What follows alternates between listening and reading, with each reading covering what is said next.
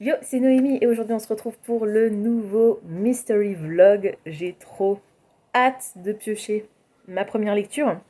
Pour rappel, la manière dont ça fonctionne. Je vais lire 3 livres dans ce vlog, mais je l'ai appelé le Mystery Vlog puisque vous ne savez pas ce que je vais lire et je ne sais pas ce que je vais lire. J'ai écrit le titre de tous les livres qui sont dans ma pile à lire physique dans ce petit pot et je vais piocher. Je vais piocher un livre, je vais le lire, puis je piocherai un deuxième, je vais le lire, puis je piocherai un troisième et je vais le lire. Euh, le premier épisode était très rigolo à tourner. Je viens à l'instant de le finir. J'étais trop pressée, même si vous ne verrez celui-ci qu'en avril et qu'on est le 3 mars. C'est pas grave. C'est parti, tout de suite. Je vous rappelle que les couleurs des papiers ne signifient rien de particulier. C'était juste histoire d'avoir un petit peu de couleurs différentes dans ce petit pot et pas juste une couleur.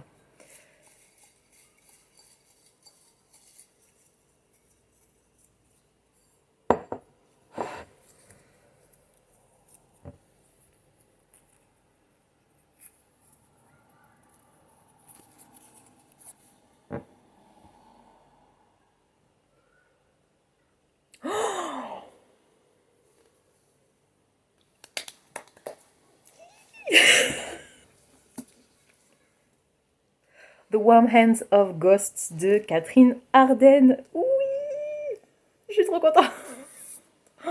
Alors, il est magnifique.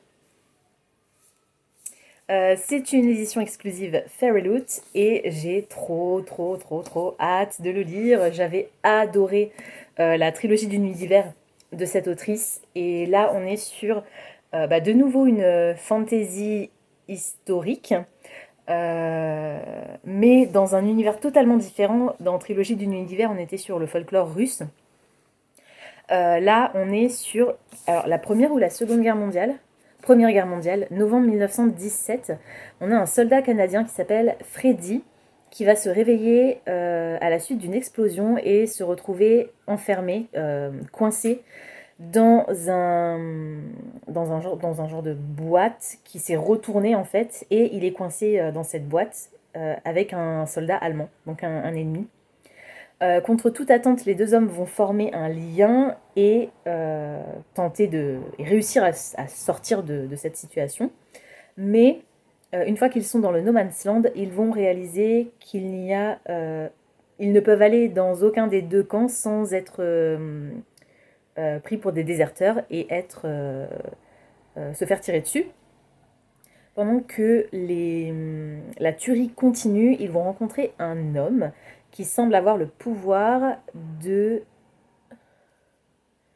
euh, de faire disparaître l'horreur qui les entoure, mais à quel prix? Et on va avoir un deuxième point de vue en janvier 1918, donc 2 mois plus tard. Je crois que c'est sa sœur, c'est Laura qui va voyager en Belgique, dans une zone interdite de la Première Guerre mondiale.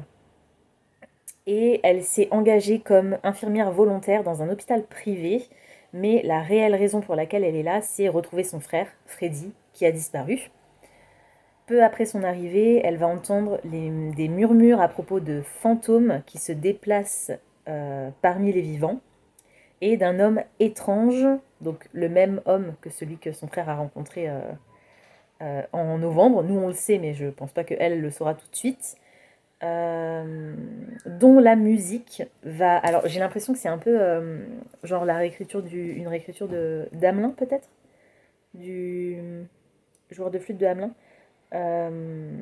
Parce que donc sa musique à cet homme permet aux soldats d'oublier ce qui s'est passé. Est-ce que Freddy pourrait avoir rencontré cet homme? Alors, nous, on le sait, mais pas elle. Euh, et si c'est le cas, ou si c'est pas le cas, où est-il? Où est Freddy? Donc, on est sur un récit qui va se dérouler pendant la Première Guerre mondiale, à la fin de la Première Guerre mondiale. Une histoire de frères et sœurs. J'ai trop hâte de lire cette histoire. Je suis contente que ce soit celui-ci qui soit sorti. C'est un one-shot. Donc, ouais. Et pareil, il fait partie, a priori, d'aucune lecture programmée que j'avais éventuellement pour cette année, que ce soit pour le buzzword ou autre chose. Donc voilà, il est trop beau. Je suis trop contente. Et il a été traduit en français chez je ne sais plus qui, mais je vous le remettrai par ici. Donc si vous avez envie de le lire, vous pouvez le lire en français. Bon, donc je vous laisse. Et puis je vous reprendrai, je ne sais pas encore quand, mais quoi qu'il en soit, quand j'aurai atteint à peu près la moitié de cette histoire, c'est écrit assez gros, donc enfin assez gros, assez aéré en tout cas. Je suis trop contente. Hello, on est jeudi le 27 mars. Oui, vous avez bien entendu, on est le 27 mars. Ça me fait trop bizarre de tourner une vidéo là maintenant parce que j'avais réussi à prendre de l'avance sur toutes mes vidéos précédentes. Et du coup, j'ai l'impression que ça fait super longtemps que je me suis pas retrouvée devant une caméra. Bref, je viens d'atteindre la moitié de The Warm Hands of Ghosts de Catherine Arden qui a été traduit par Requiem pour les fantômes. Oh, j'adore. C'est incroyable. Cette histoire est phénoménale. Je me souviens plus si je vous avais donné un résumé. On est sur Laura qui vit à Halifax et qui en 1918 est donc à Halifax et s'est retrouvée elle était infirmière pendant la Première Guerre mondiale en Belgique et en 1915 l'hôpital dans lequel elle travaillait a été bombardé et du coup elle a été blessée et elle a été décorée de la Croix de guerre et elle a été renvoyée chez elle avec les honneurs.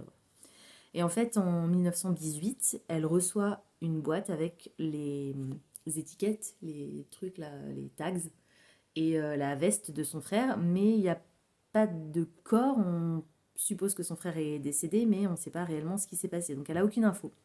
Du coup, elle décide de repartir en Belgique pour essayer de comprendre ce qui arrive à son frère. Elle est persuadée qu'il est mort, mais elle veut savoir comment ça s'est produit. Et on a une double temporalité, donc on est en 1918, en mars 1918 avec Laura, et on est aussi en novembre 1917 avec Freddy, son frère, du coup. Et donc on découvre au fur et à mesure ce qui est arrivé à Freddy. Voilà, donc je suis toujours sur les deux temporalités. Laura est bien arrivée en Belgique, elle n'a pas encore réussi à rentrer en contact avec quelqu'un qui pourrait lui donner des infos, mais je pense que ça ne saurait tarder parce qu'elle a reçu une lettre dans le précédent chapitre. Laura, c'est un personnage qui est sarcastique à mort et j'adore cet humour. Le sarcasme, c'est ma forme d'humour préférée. Et j'aime énormément ce personnage. Elle est incroyable. Elle a vécu des choses horribles. Ça se passe pendant la Première Guerre mondiale, donc évidemment, c'est même très graphique. Âme sensible, s'abstenir. J'avais un peu peur parce que les récits de guerre, pas, c'est pas des récits qui me plaisent spécialement. C'est trop dur, euh, beaucoup trop proche de la réalité pour me plaire. Et en fait, j'adore. C'est horrible, hein. C'est horrible, mais la plume de Catherine Arden est tellement belle. C'est beau, c'est magnifiquement écrit. Elle décrit des horreurs, mais c'est beau la façon dont elle écrit. Il y a pas mal de mots, je le lis en anglais. Il y a pas mal de mots que je ne comprends pas parce que c'est lié directement au registre militaire, ou alors parce que ce sont des références à l'armée américaine ou britannique, et du coup j'ai pas forcément les références. Mais dans le contexte des phrases et des paragraphes, j'ai pas besoin de comprendre vraiment tous les mots, et puis allez, c'est un mot par chapitre peut-être que je comprends pas ou sur lequel j'ai un doute. Et encore, depuis que j'ai atteint, je dirais, le tiers, ça va déjà beaucoup mieux. Je comprends déjà beaucoup mieux ce qui se passe. Le petit twist dans cette histoire, puisque Catherine Arden aime utiliser des histoires vraies ou des légendes et les twister avec un petit peu de fantaisie, un peu comme Jean-Laurent Del Socorro, c'est que Freddy va rencontrer, va se retrouver enterré avec un Allemand à la suite d'un bombardement.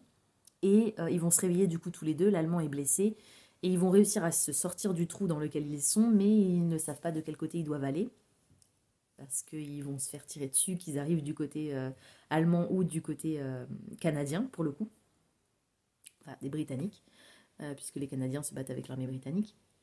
Et en réussissant à s'extirper de la situation compliquée dans laquelle ils sont, ils vont tomber sur un homme qui est appelé The Fiddler et qui vraisemblablement serait le diable ou une figure diabolique qui a certains pouvoirs. euh, et il me fait vraiment penser au diable ou à la représentation qu'on en fait il va vous offrir l'oubli, il va vous permettre d'oublier pendant un moment et vous allez vous sentir bien, vous allez passer la meilleure soirée de votre vie, mais le lendemain tout a disparu et ceux qui sont les élus, on va dire, parce que je crois qu'à un moment donné c'est mentionné comme ça, les élus vont oublier plus ou moins, ils savent qu'il s'est passé quelque chose, mais bon. Et par contre, les plus malchanceux vont se souvenir et vont tenter quasiment toute leur vie de retrouver cette sensation et de retourner voir cette personne, cet homme, mais ne vont jamais le retrouver. Donc voilà, c'est un petit peu le twist magique, fantastique de cette histoire, de ce roman historique. C'est incroyable. C'est incroyable, j'adore. Alors par contre, c'est très très long à lire parce que le texte est un peu... c'est poétique, c'est beau, c'est fleuri. Et du coup, j'ai besoin d'un peu plus de temps pour intégrer le texte. Euh, pas au niveau de la compréhension, mais au niveau de... Je le savoure en fait, vraiment je le savoure. Et le problème c'est que du coup, c'est un peu plus fatigant à la lecture, donc je lis moins dans la journée et j'avance moins vite. C'est pour ça qu'on est le 27 mars et que je viens seulement d'attendre la moitié. Après, je ne l'ai pas commencé tout de suite quand je vous ai pris dans le clip précédent. Je l'ai commencé, je sais pas, peut-être aux alentours du 15, 19, bref. Mais voilà, donc je vais essayer d'avancer au maximum. J'aimerais vraiment le finir vite, tout en prenant mon temps parce qu'il est trop bien, j'adore. C'est un one-shot, donc une fois que j'aurai refermé ce livre, l'histoire sera terminée. Mais en même temps, vous êtes censé voir cette vidéo le deuxième jeudi du mois d'avril et je serai chez mes parents à ce moment-là.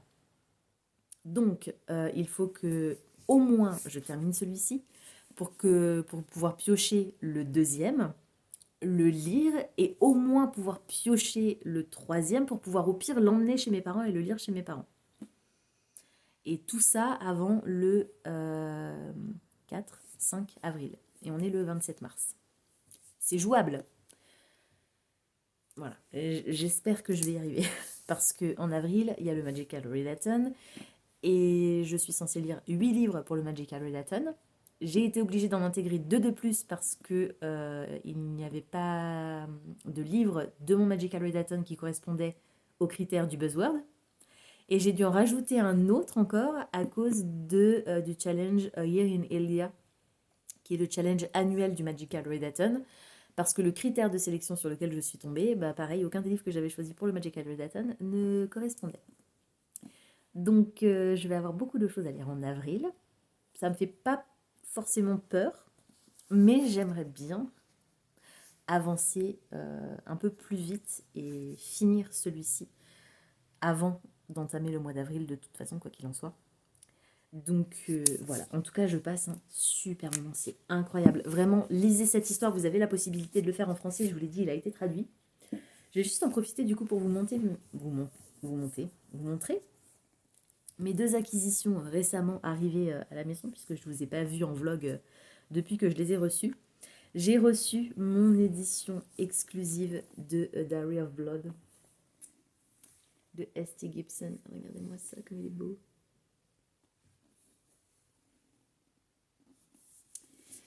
J'avais adoré cette histoire. C'est une réécriture de Dracula, inspirée par Dracula, mais du point de vue d'une de ses épouses.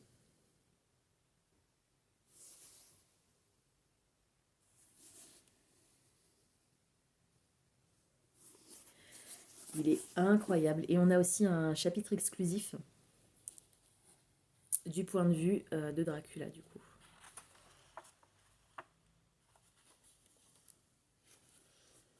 Voilà. Et c'est tout. Il est trop beau. Ah oui, si, on a un signet aussi. Il est incroyable. Je suis trop contente d'avoir cette édition. Je pense que je vais quand même garder l'édition Fairyloot que j'ai. Et je les mettrai l'une à côté de l'autre dans ma bibliothèque quand j'aurai une vraie bibliothèque avec tous mes livres préférés. Et je le relis. Celui-là, je suis sûre que je le relirai parce que j'ai adoré cette histoire. Et le deuxième que j'ai reçu hier ou avant-hier, je ne sais plus, c'est le tome 3 de Emily Wilde. Emily Wilde's Compendium of Lost Tales de Heather Fawcett que j'ai pas encore lu. J'ai pas encore lu le tome 1, mais le tome 3 vient d'arriver. Oh, c'est trop mignon, petit escargot. Voilà, donc dans les tons un petit peu verts comme ça. Les pages.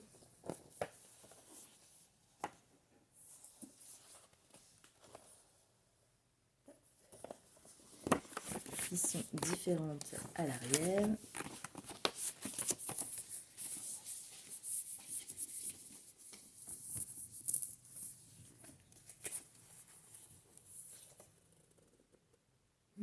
Qu'est-ce qu'il est beau. Je pense que c'est vraiment une série que je vais aimer. J'essaie de regarder.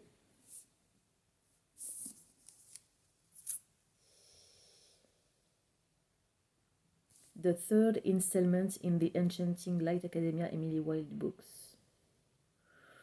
Donc ils ne disent pas, parce que quand j'ai dit à Mathilde que j'avais reçu le tome 3, elle m'a dit ah bon, c'était pas censé être une duologie. Et je m'en souvenais pas, et en fait là ils disent même pas que c'est le dernier, ils disent que c'est le 3e épisode. Et il me semble qu'il y en a un 4e qui est en préparation. Donc voilà. En tout cas il fait hyper printanier, cette couverture est très dans les tons du printemps.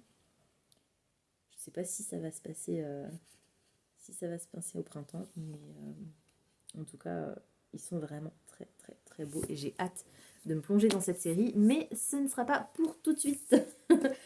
sauf si je pioche le tome 1 en deuxième ou troisième lecture du Mystérieux Log, ce serait quand même drôle, mais d'un côté j'espère pas. Parce que ça me ferait commencer une nouvelle série et parce que même s'ils n'ont pas l'air très longs, je voudrais vraiment quelque chose de très rapide, au moins pour la deuxième lecture.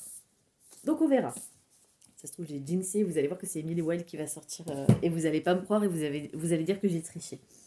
Bref, je vous laisse. Je vais reprendre ma lecture de The Warm Hands of Ghosts et il est trop beau et je passe un super moment et j'ai déjà peur pour mon petit cœur. Donc j'y retourne et puis je vous retrouverai quand je l'aurai terminé. On est vendredi, le 28 mars. Finalement, j'aurais pas mis tant de temps à vous reprendre. Je viens à l'instant de terminer The Warm Hands of Ghosts de Catherine Arden. J'ai adoré. C'était incroyable. Je lui ai mis 5 étoiles sur Goodreads, 19. Parce qu'il y a un petit élément. En fait, il y a un élément qui m'a dérangé, mais c'est lié à un autre élément. Il y a un des personnages qui m'a un peu moins intéressée et un peu moins touchée que les autres. Et en fait, le dénouement de l'histoire est lié un petit peu à ce personnage. Du coup, voilà, j'étais un petit peu, je vais pas dire déçue parce que j'ai quand même adoré, mais j'aurais préféré que le dénouement, qui est incroyable, j'ai vraiment beaucoup aimé, mais que le dénouement se déroule d'une autre façon. Enfin bref, c'était trop bien. J'ai adoré, c'était beau, c'était horrible, c'était triste et en même temps plein d'espoir. Vous constaterez que je suis malade. Du coup, je vais essayer de pas trop m'attarder. C'était génial. Lisez ce livre. Il a été traduit, comme je vous l'ai déjà dit, en français. Donc, lisez-le. Je vais le poser. Et on va pouvoir piocher la deuxième lecture pour ce vlog. Yes! On a pris un meilleur départ que pour le premier épisode de ces vlogs mystères parce que c'était un peu catastrophique le mois dernier. Donc, hop. On mélange, on mélange, on mélange. J'espère tomber sur une lecture courte. Et si c'est pas une lecture courte, j'espère que je peux trouver facilement la version audio.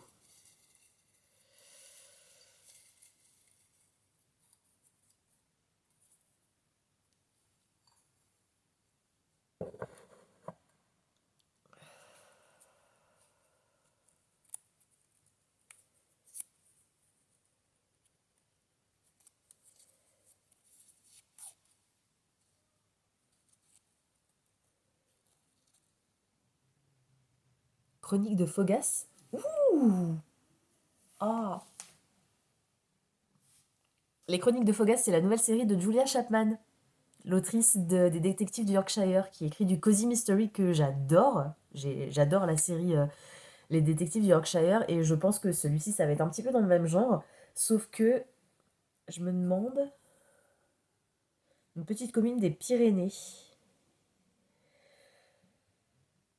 Euh, L'auberge des Deux Vallées vient d'être rachetée par un couple d'Anglais. Les habitants vont-ils devoir troquer foie gras, garbure et cassoulet contre bœuf bouilli, fish and chips et infâme jelly? Ni une ni deux, le maire fou de rage convoque d'urgence un conseil municipal. Voilà. Je veux pas trop lire la deuxième partie parce que c'est l'intégrale des 2 premiers volumes. Du coup, je sais pas encore trop exactement si c'est du cozy mystery ou si c'est plus du contemporain. On va découvrir ça ensemble. Alors, j'ai un peu fait la tête parce que en fait, j'aurais voulu terminer Les Détectives du Yorkshire avant de commencer sa nouvelle série.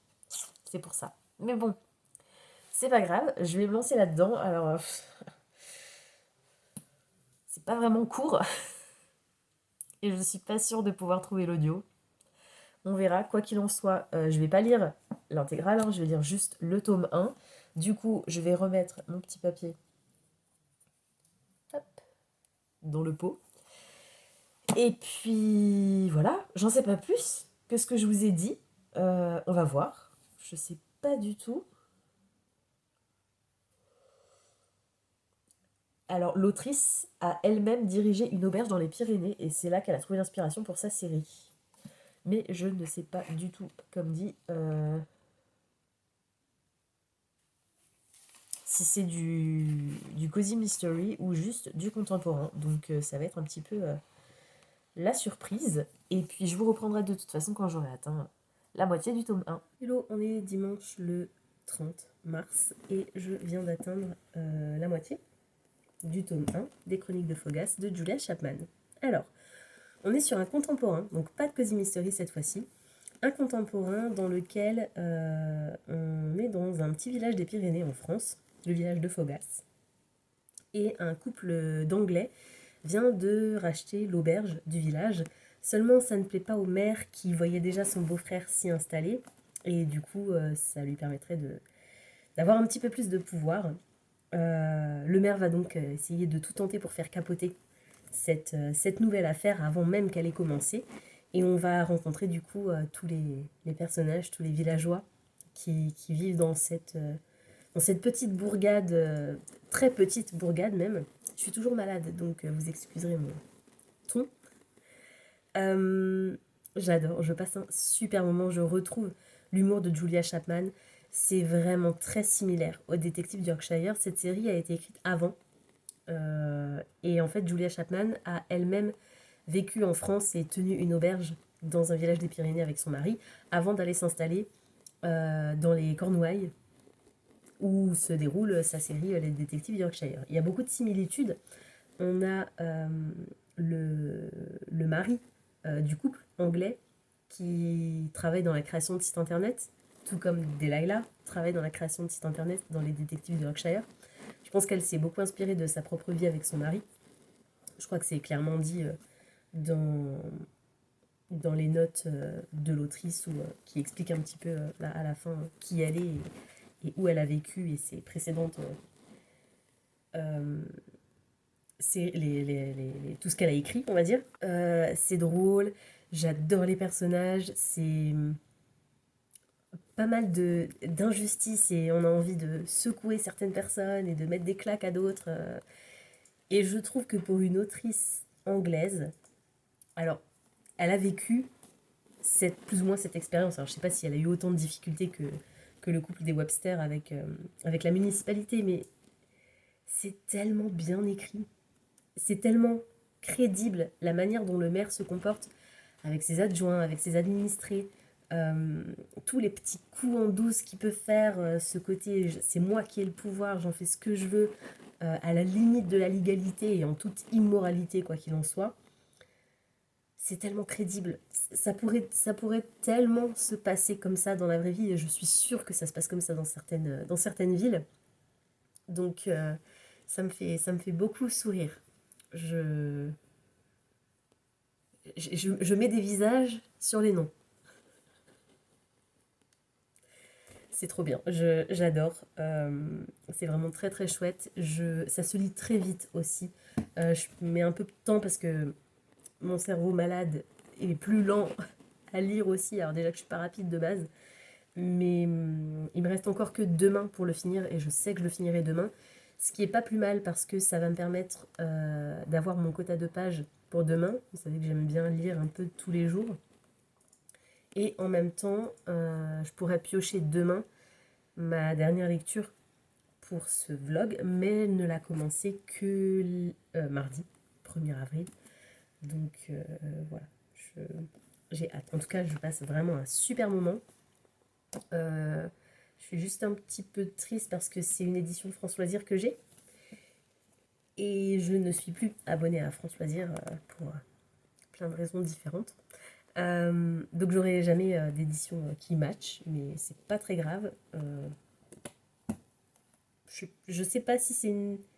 Ah, quoique, c'est quand même vraiment super cocooning et cosy. Je sais pas si c'est une série que je relirai, mais ça fait du bien. C'est une petite pause parmi toute la fantasy que j'ai lue depuis le début de l'année. Quand je regarde mon copile dans la colonne genre, j'ai quasiment que de la fantasy, donc ça change un peu. Je passe un très très chouette moment. C'est détente, c'est drôle, c'est mignon. On s'attache aux personnages, c'est impressionnant. Alors au début, à la fin du chapitre 2 ou 3, je me suis même demandé s'il n'y aurait pas un petit élément de fantastique. Mais en fait, non. C'est plus psychologique. En fait, on le sait dès le chapitre 1, donc c'est pas vrai, je vous spoil pas vraiment, mais il y a un des personnages qui a une soixantaine d'années, c'est la personne qui tient l'épicerie. Elle a perdu son mari. Et en fait, elle le voit toujours.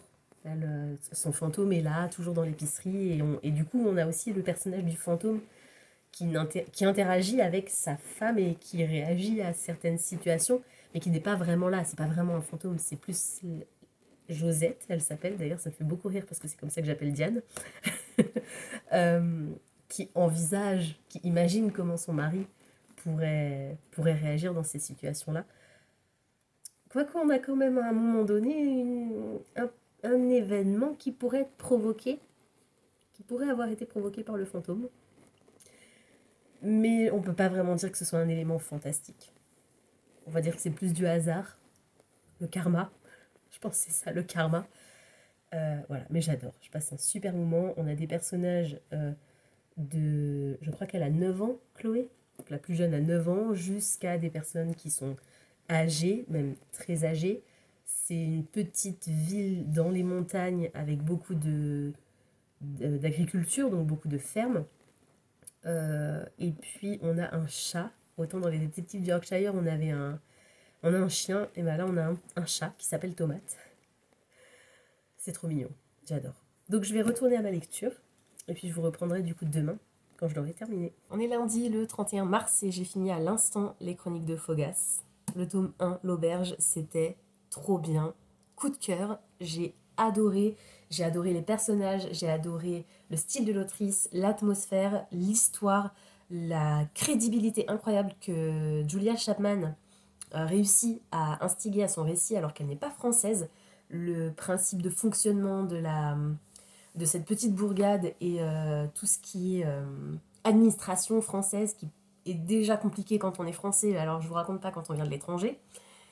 C'était incroyable. L'amitié, la communauté qui se lève et qui se met en quatre pour que ces gens qui ne connaissent ni d'Ève ni d'Adam réussissent à s'en sortir et que la ville puisse continuer à prospérer. J'ai adoré. C'était génial. C'était drôle, c'était tendre, c'était parfois triste. On aborde des sujets quand même difficiles. Euh, je ne veux pas vous les dévoiler pour pas vous spoiler, mais voilà, c'était pas évident parfois, mais ça apporte une profondeur et une humanité à des personnages qu'on prend pour les méchants au départ, qui sont effectivement parfois pas très sympathiques, mais voilà, disons qu'il y a des circonstances atténuantes ou des circonstances exceptionnelles. C'était génial. Je vais le ranger là où je l'ai pris parce que je vous l'ai dit, c'est l'intégrale des tomes 1 et 2, donc il me reste encore le tome 2 à lire, mais pour l'instant, je le range et on est parti pour piocher le 3e et dernier titre de ce vlog mystère. Oh, j'ai trop hâte. Alors je sais pas si je vais le commencer aujourd'hui, ça va dépendre. Ça va dépendre de la taille.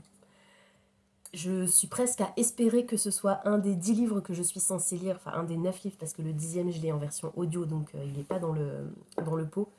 Mais je suis presque à espérer que ce soit un des 9 livres physiques que je suis censée lire pour le Magical Readathon ou le Buzzword du mois d'avril. Comme ça, je pourrais le commencer dès demain et clôturer ce vlog tout en ayant fini une lecture pour le Magical Readathon. Ce serait plutôt cool. D'un autre côté, si ça pouvait être quelque chose de très court que j'aurais le temps de lire aujourd'hui, ça peut être pas mal aussi. Donc on va prier pour une de ces deux options. Allez, c'est parti.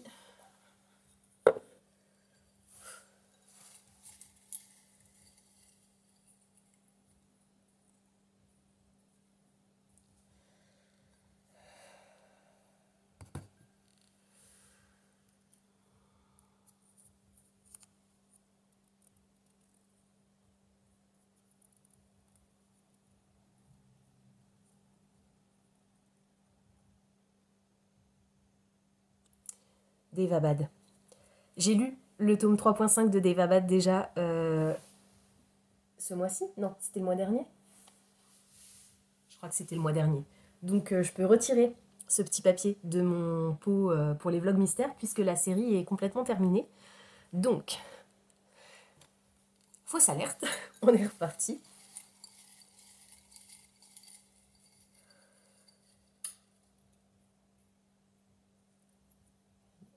On est un ou deux là? Non, je crois que j'en ai qu'un.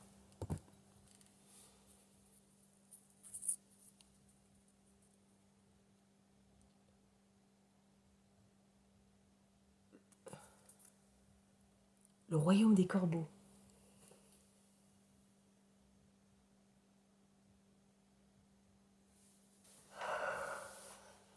Et merde.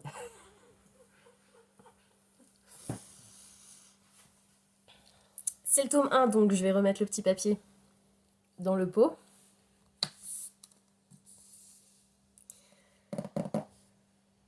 Super. Il n'était pas prévu dans ma liste. Non. Mais il y a peut-être moyen que je trouve l'audio potentiellement en VO. C'est pas grave, je préfère écouter l'audio même si c'est de la VO plutôt que lire la version française. Bon, je vais voir si je peux pas le commencer plus tôt demain parce qu'il y a peut-être moyen que ça rentre dans le Buzzword. Ma pile à lire pour le Magical Readathon est prête et je ne changerai pas les titres que j'ai sélectionnés pour ce challenge. Par contre, les titres du Buzzword sont encore susceptibles de changer. Donc je vais voir si j'arrive à le caser. Je sais par contre que pour mon challenge Year in Eldia, je pourrais pas le mettre, ça c'est sûr. Mais je vais voir. C'est une fantasy romance. Mi-fae, mi-humaine, Fallon vit une existence misérable en travaillant dans une taverne pour subvenir aux besoins de sa famille. La jeune femme est détestée par l'élite des Fae au sang pur, à l'exception de Dante, le prince de Luce, dont elle est amoureuse depuis qu'ils ont échangé un baiser. Mais cet amour entre une moins que rien et un prince est impossible, jusqu'au jour où un oracle prédit à Fallon un avenir dont elle n'aurait jamais osé rêver. Elle pourrait bien devenir reine à condition qu'elle libère une créature ailée aux immenses pouvoirs.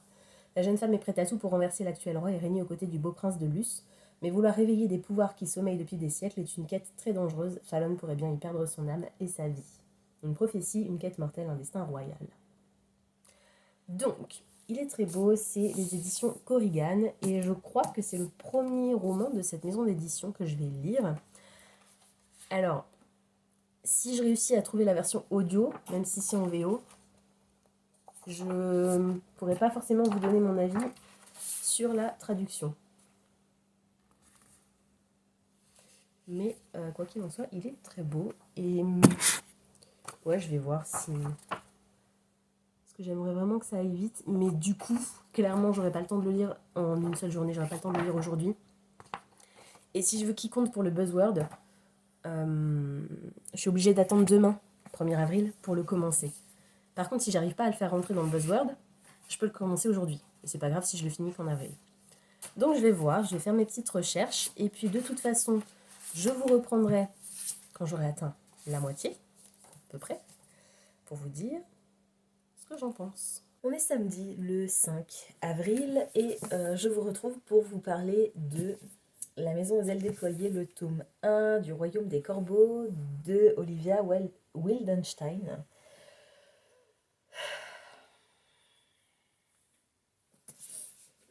J'ai atteint la page 43.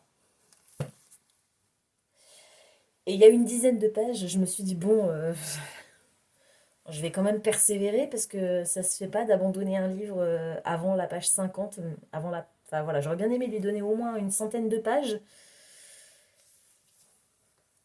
Je peux pas. Je peux pas. C'est pas possible. Je m'arrête là. J'abandonne ce livre. Korrigan. C'est donc mon premier roman de cette maison d'édition française qui a traduit du coup ce roman. La traduction est abominable.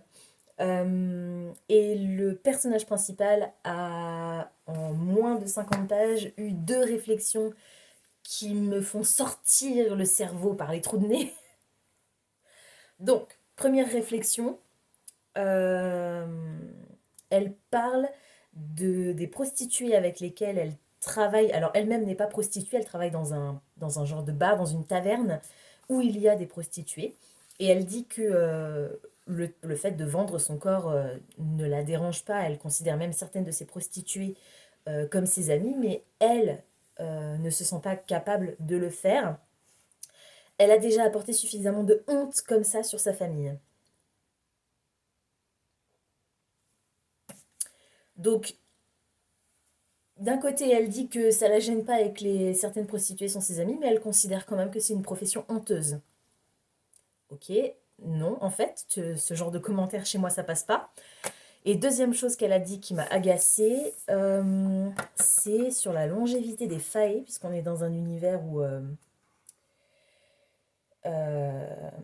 il y a des failles. Alors, surtout si l'on considère que les sangs purs, elle parle de fidélité, surtout si l'on considère que les sangs purs vivent 6 à 7 siècles et les sangs mêlés moitié moins, si je vivais aussi longtemps, je me lasserais sûrement de mon partenaire. Connasse. Et puis, comme dit au niveau... Là, c'est la traduction qui m'a... non, c'est pas possible. Une de ses amies, donc le prince vient d'arriver à la taverne et une de ses amies l'accueille en lui disant « Vous avez l'air terriblement pailleté !»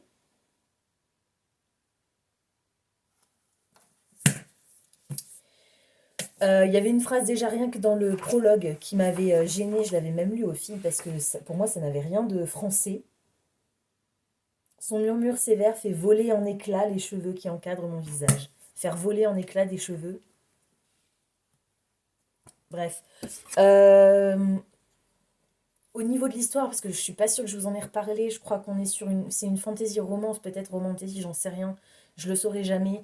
J'ai pas envie de persévérer avec cette lecture en français et je pense que au vu des 2 réflexions de l'héroïne, qui là ne sont pas dues à une faute de traduction, hein, c'est l'autrice qui a écrit ces 2 réflexions par rapport à son personnage, que ce soit son avis sur la prostitution ou son avis sur la fidélité en ce qui concerne une, une, une relation très très très très longue à cause de leur longévité, ne me donne pas envie de passer plus de temps avec cette fille. Donc, j'arrête. C'est violent, considérant que j'ai adoré les 2 lectures que j'ai faites précédemment dans ce vlog. Mais c'est comme ça, j'abandonne cette lecture. Je vais du coup, je crois que j'ai le tome 2. J'ai un doute maintenant, mais je crois que j'ai le tome 2 dans ma pile à lire, donc je vais enlever ces 2 livres de ma pile à lire. Et puis c'est tout. Je suis désolée, vous n'aurez pas mon avis du coup sur cette lecture. Enfin, vous avez mon avis sur le début de cette lecture. Je ne vais pas le noter, je ne note pas mes abandons, même si ça compte du coup comme des zéros dans Copile, puisque la raison pour laquelle je l'ai abandonné, c'est que j'ai pas aimé ce que j'ai lu. Voilà, comme dit, je m'arrête là, un peu déçue parce que je pense que l'histoire avait du potentiel pour me plaire. L'héroïne est amoureuse d'un prince Faé, qui est son ami depuis plusieurs années, et elle va entendre une prophétie où quelqu'un va lui lire son avenir et lui annoncer que si elle réussit à réunir, je sais plus, 3 éléments, quelque chose comme ça, elle épousera le prince. Et du coup, elle prend ça comme, bah, si je réussis cette quête, j'épouserai mon ami, le prince, voilà.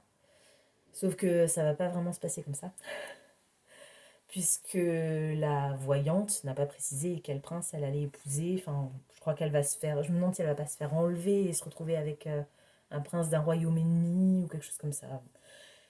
Le pitch me parle vraiment, mais non, non, non. Il y a beaucoup d'autres séries et beaucoup d'autres livres dans ma pile à lire qui m'intéressent. Celui-ci me hypait de fou.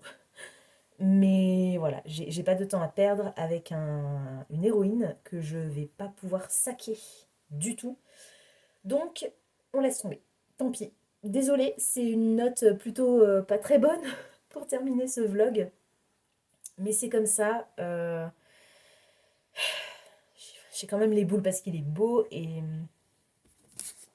j'ai pas la pochette avec moi vu que je suis chez mes parents. J'ai laissé la pochette à la maison. Enfin la jaquette à la maison. Mais voilà, je vais me concentrer sur mes lectures pour le Magical Readathon et puis pour le vlog du Buzzword que vous verrez la semaine prochaine. J'ai presque fini mon 2e livre. Et puis je vais tout de suite clôturer cette vidéo et en démarrer une nouvelle pour piocher le premier livre du prochain Mystery Vlog que vous verrez en mai. En attendant, même si je ne l'ai pas aimé, laissez-moi un oiseau, je sais pas s'il y a un corbeau. Dans les emojis, s'il y a un corbeau, mettez-moi un corbeau, sinon un oiseau, n'importe lequel, pour laisser une trace de votre passage si vous ne savez pas quoi dire. Et puis je vous dis du coup à la semaine prochaine pour une prochaine vidéo. Ciao!